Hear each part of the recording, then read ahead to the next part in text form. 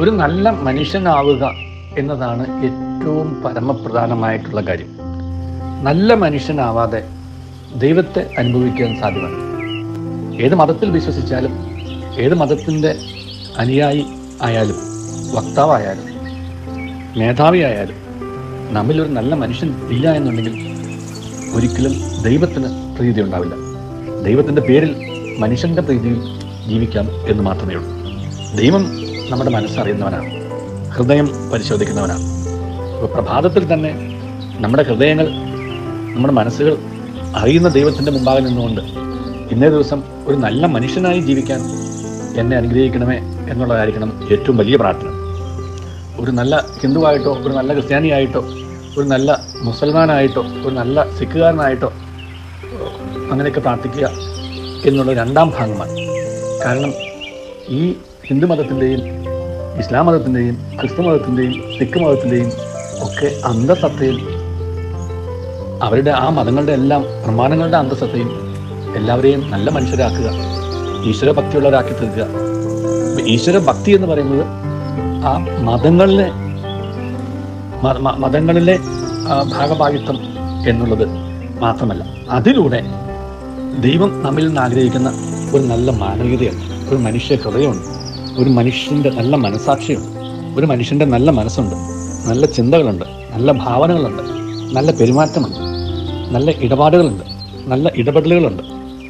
അവയിലെല്ലാം ഈ മാനവികത നിഴലിക്കുന്നില്ല എന്നുണ്ടെങ്കിൽ, ആ മാനവികത അതിലൂടെ പ്രകടമാവുന്നില്ല എന്നുണ്ടെങ്കിൽ, നമ്മൾ ഏത് മതത്തിൽ വിശ്വസിച്ചാലും, ഏത് മതത്തിൻ്റെ എന്ത് അധികാര സ്ഥാനത്തിരുന്നാലും ഒരു കാര്യമില്ല, അത് ആ മതത്തിന് കൊടുക്കുന്ന എതിർസാക്ഷ്യമായിരിക്കും. അതുകൊണ്ടാണ് ഈ വയലാറിൻ്റെ പാട്ടിൽ ഹിന്ദുവായി, മുസൽമാനായി, ക്രിസ്ത്യാനിയായി നമ്മൾ കണ്ടാൽ അറിയാത്തവരായി എന്ന് രണ്ടാമത്തെ സ്റ്റാൻസ എഴുതാൻ കാരണം നമ്മൾ തമ്മിൽ അറിയുന്നത് മതത്തിൻ്റെ പേരിലായി തുടങ്ങി, മനുഷ്യത്വത്തിൻ്റെ പേരിലല്ലാതായി. ഈ മതങ്ങൾ നമ്മെ പഠിപ്പിക്കേണ്ടത് നല്ലൊരു മനുഷ്യത്വത്തിലേക്ക് വളരാനാണ്.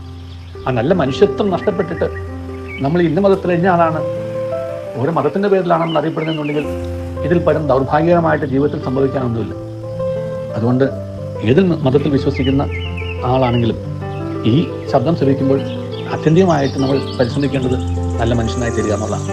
അങ്ങനെയുള്ള നല്ല മനുഷ്യരുടെ സമൂഹങ്ങൾ നമ്മുടെ നാട്ടിലുണ്ടാകുമ്പോൾ അവിടെ പരസ്പര വൈരങ്ങളില്ല, വിദ്വേഷങ്ങളില്ല, പരസ്പരം നമ്മൾ പ്രോത്സാഹിപ്പിക്കും, പരസ്പരം സ്നേഹിക്കും, പരസ്പരം വളർത്തും. കാരണം എല്ലാവരുടെയും ഒരു നന്മ ആഗ്രഹിക്കുകയും എല്ലാവരുടെയും ഉയർച്ച ആഗ്രഹിക്കുകയും അവനവൻ്റെ സ്വാർത്ഥ താല്പര്യങ്ങൾക്കപ്പുറത്ത് നമുക്ക് നല്ലൊരു സമൂഹം ഉണ്ടാവണമെന്ന് ആഗ്രഹിക്കുകയും ചെയ്യുന്ന ഒരു മാനവികത വളരും. അതുണ്ടാകുമ്പോൾ അതിന് എനിക്ക് എന്ത് കൊടുക്കാൻ കഴിയുമെന്നും ഞാൻ എന്ത് വില കൊടുക്കണമെന്നും ഉള്ള രണ്ട് ചിന്ത വരും. നമ്മളൊരു വില കൊടുക്കാതെ ഒരു വസ്തുവും വാങ്ങാൻ സാധിക്കില്ല. നമ്മൾ കൊടുക്കുന്ന വിലയനുസരിച്ചിരിക്കും നമുക്ക് ലഭിക്കുന്ന വസ്തുവിൻ്റെ മൂല്യവും അതിൻ്റെ അളവും. അപ്പം നമ്മളൊരു നല്ല മാനവികതയാണ് ലക്ഷ്യമിടുന്നതെന്നുണ്ടെങ്കിൽ അതിന് ഞാൻ കൊടുക്കേണ്ട വില എന്താണ് എന്നുള്ളൊരു ആത്മശോധനയായിരിക്കട്ടെ ഇന്ന ദിവസം നമുക്കുണ്ടാവേണ്ടത്. എന്നിലൂടെ എൻ്റെ നാട് നന്മയിലേക്ക് വളരണം, എൻ്റെ വീട് നന്മയിലേക്ക് വളരണം, എൻ്റെ സുഹൃത്തുക്കൾ നന്മയിലേക്ക് വരണം, എൻ്റെ ചുറ്റുപാടും നന്നാവണം.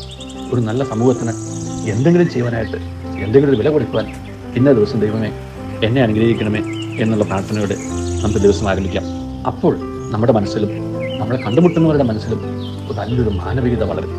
ആ വിശ്വമാനവികത മാത്രമാണ് ഇന്നത്തെ എല്ലാ പ്രശ്നങ്ങളുടെയും പരിഹാരം. മതങ്ങൾക്കുള്ളിലും മതങ്ങൾ തമ്മിലും ഉള്ള പ്രശ്നങ്ങളിൽ ദൈവം അനുഗ്രഹിക്കട്ടെ. നല്ലൊരു ദിവസം എല്ലാവർക്കും നേരുന്നു.